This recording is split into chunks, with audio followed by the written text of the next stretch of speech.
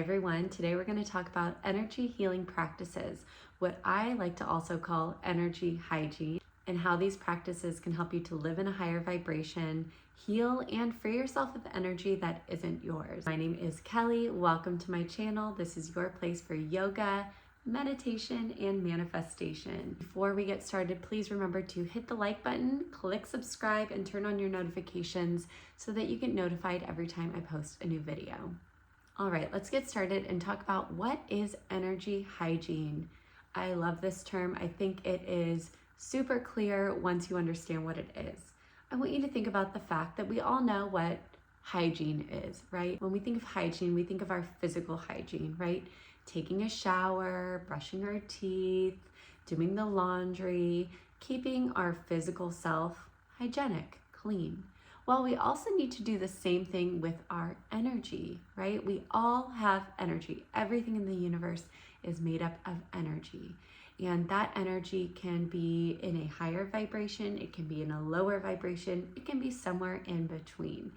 We as human beings want to be in a higher vibration as much as we possibly can, because being in that higher vibration is in huge part what helps us to attract or manifest what we desire. Okay, so we want to make sure that we have good energy hygiene so that our energy is clean. It's clear of, negativity.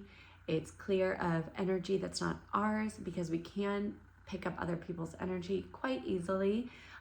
Literally just standing next to someone, you can pick up their energy because our energies intermix and intertwine, and you can pick up someone else's energy. So if you're vibing high and they're vibing low, it's going to kind of pull your energies towards each other and it's going to bring you down. Versus, sometimes you might be feeling really low and you interact with someone who's in a higher vibration, and you might find that it helps to pick you up. So that's amazing. But you want to make sure that your energy is as clean as it possibly can be. So that's what energy hygiene is. And that's what these energy healing practices that we're going to go through today can help you to do. So I'm going to take you through 5 practices that can help you to protect your energy and keep your energy clean and clear. The first practice is called a bubble of protection. So this bubble of protection can help you to keep your energy safe in your own little energy bubble and protected from the energy of others. I find that this is especially helpful if you're someone who works with other people. You go into an office, or maybe you're a teacher. You find that you're interacting with other people a lot. This is super important for those of you who do that, because you are constantly putting yourself out there to pick up other people's energy. So what you're going to do is close your eyes, and you're going to begin to visualize some sparkling dust sprinkling down from the sky and creating this big bubble of glittery protection around your physical body. This energy bubble that's sparkling and glittering in whatever color you want it to be, it's going to be your quote unquote shield as you go through the rest of your day. So you'll take a moment, this can literally take 30 seconds, to just visualize that sparkling dust creating this field of energy, this bubble of energy around you to protect your energy from the energy of others. The second practice is to use some sage to clear any negative energy that you might be feeling. So you can use this if you feel like you yourself are in a negative space, or if you know that you've been interacting with others and you're feeling heavy and low. Pull out some sage and you can quickly do a little practice to clear away any negative energy. You can also do this around your house if you're feeling like the energy's a little off. So what you're going to do is you're going to light your sage. And then you can just circle it around you. Bring it up and down your chakras. Take a few deep breaths of the sage and set the intention that the sage will clear away any negative energy. Again, you can also go around your home or your office and do this, and you'll just make some nice circles. You want to start in the doorways and just work around the entire space. Sometimes I do this throughout my entire house. Love to do it after I actually physically clean the whole house. and just, clear away any negative energy so the whole space is physically and energetically clean. Okay, our third practice is cord cutting. So if you have your sage, you can use your sage for your cord cutting. You can also use a crystal, or if you don't have either, you can use your hand. So what this does is cord cutting helps us to cut away any cords or attachments that we have to other people, or maybe specific experiences, memories, things we might be holding on to from the past. We can also cut cords with any limiting beliefs that are no longer serving us. So what you're going to do is you're going to take your sage or your crystal or your hand, and you'll start above the crown of your head, because our crown chakra is here, and we're going to start to cut away any cords going down the chakras, down the spine. And you can close your eyes as you do this and set the intention to release any cords, any attachments with other people, experiences, beliefs that aren't serving you. And you'll just do this until you feel a release.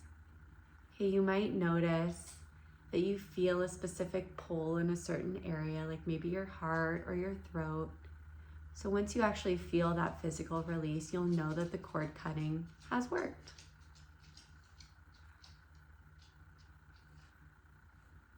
And I usually like to do this about 10 times or so at least, or until I feel that cord being cut. Our fourth energy healing practice is to give yourself Reiki. So I'm gonna record another video on this and post it very soon. I will link it up at the top once it's ready. But basically, giving yourself Reiki is really powerful for clearing away any energetic or physical or even mental ailments that you might have. So it is basically channeling source energy through you, and when you give yourself Reiki, you're channeling it through you and then putting it back into yourself to heal anything that needs to be healed. This is essential for energy healing, essential for energy hygiene. Now, if you are not Reiki attuned, then you want to make sure that you're not giving Reiki to other people, but you can begin to practice it on yourself before you have an attunement.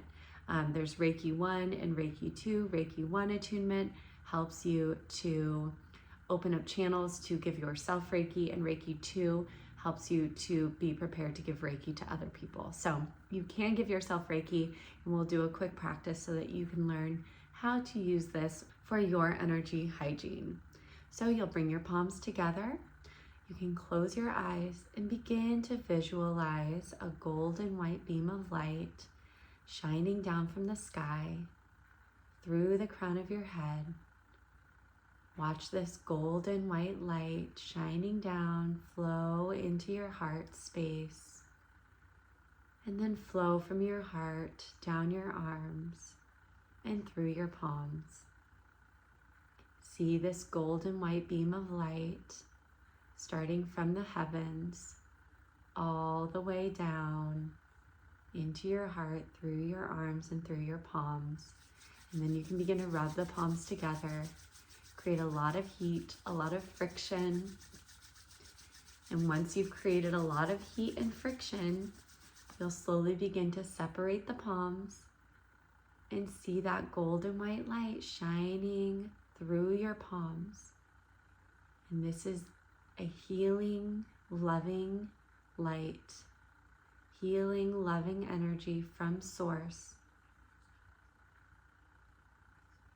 If you have a physical ailment, you can place your hands on that specific spot. If you're looking for mental, emotional healing, you can place your hands on your heart or your head, or wherever your intuition calls you to do so. And keeping the eyes closed, you'll continue to visualize that golden beam of light coming down from the sky, asking Source for its loving, healing energy to go through you and heal whatever it is that needs healing,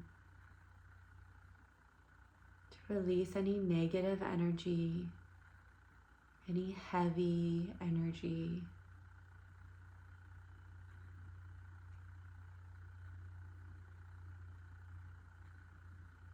And if your intuition calls for you to move your hands, you want to just follow your intuition and do that. Breathing and asking for Source to send its loving, healing energy to you and through you. And you'll do this for as long as you feel that you need to. Listen to your intuition. When you're ready, take a deep breath in. Send it out. And slowly come back.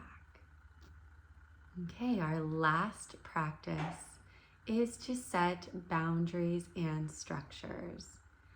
These are very important to do so that you know what your boundaries and your structures are. So what boundaries are basically limitations that we place on ourselves or other people or situations, because we know that going past that boundary is detrimental to our physical, mental, emotional, energetic health. So an example with a boundary with another person would be maybe a loved one that you love dearly, but they drain your energy. Something about them or how they interact with you makes you leave the situation feeling drained and heavy. That's a clear sign that you need a boundary with that person. So you would want to think about, what do you want that relationship to look like that can actually support you in not feeling drained when you leave that interaction? Maybe it's interacting with that person less.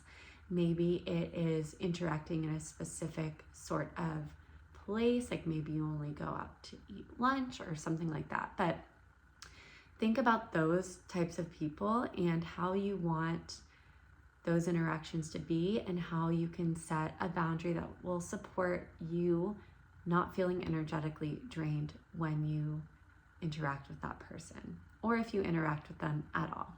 You also want to set boundaries with yourself in areas that you know that you need to support your well-being. For example, maybe you love to binge Netflix.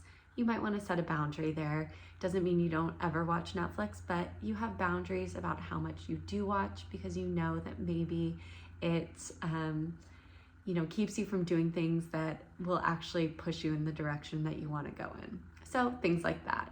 TV, substances, unhealthy foods. So basically any habit that you know that you have that isn't supporting your well-being, you'll want to set a boundary there. And again, it doesn't have to be all or nothing. I believe moderation is key to most things in life, but sometimes you want to set a boundary where you know that you need to. And then structures are basically tools or rituals or things that we implement into our lives that we know will support our well-being. So boundaries are, we're kind of like putting a limit on things, and structures, we're kind of adding things in to support our well-being.